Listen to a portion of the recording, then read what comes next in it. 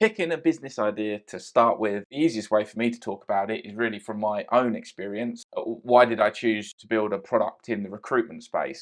Because it's a pain point I've experienced, because I'm sufficiently interested in solving that problem. And less importantly, I think I have a bunch of skills that are useful in solving that problem. Let's just go through each one of those one by one.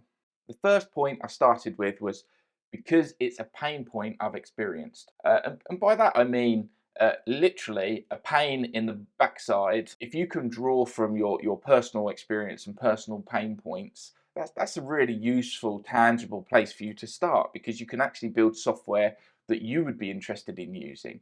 If you look at successful pivots, they almost always are a pivot into something the founders themselves wanted, not a random made-up idea. Airbnb happened because Brian Chesky couldn't pay his rent, but he did have some extra space. I've hired at least 400 people directly and indirectly, tens of thousands of hours of interviews. And I've also seen the scaling challenges of talent processes. That's a great starting point and place to build a hypothesis around. My advice to you: work on a problem that interests you.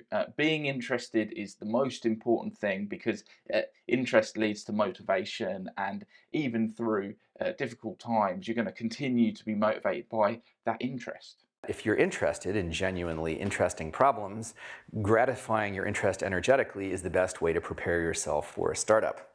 And for that matter, probably the best way to live.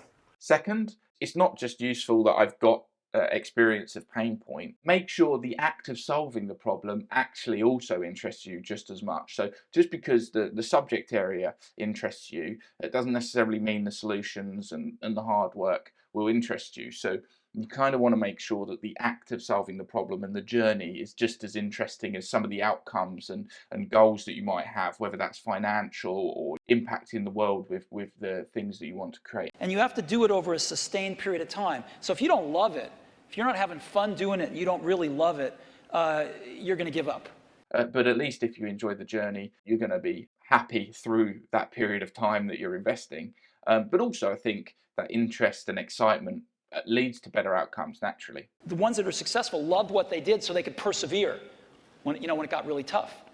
And the ones that didn't love it quit because they're sane. And thirdly, and I really do think this is a less important point, because you can learn skills as you go, but I think I've built a bunch of skills that might be useful to this business. But at the very least, you just need to be interested in learning new things and learning things quickly, I think. So I'll wrap up here with some wise words from Steve Jobs. Somebody once told me, they said, live each day as if it will be your last, and one day you'll certainly be right.